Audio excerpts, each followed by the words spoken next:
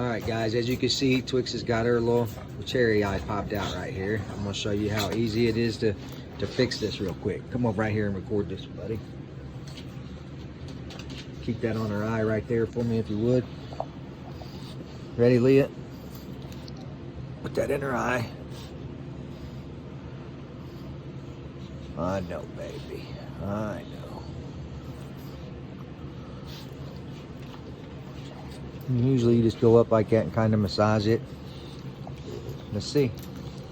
And it's gone. See that, guys?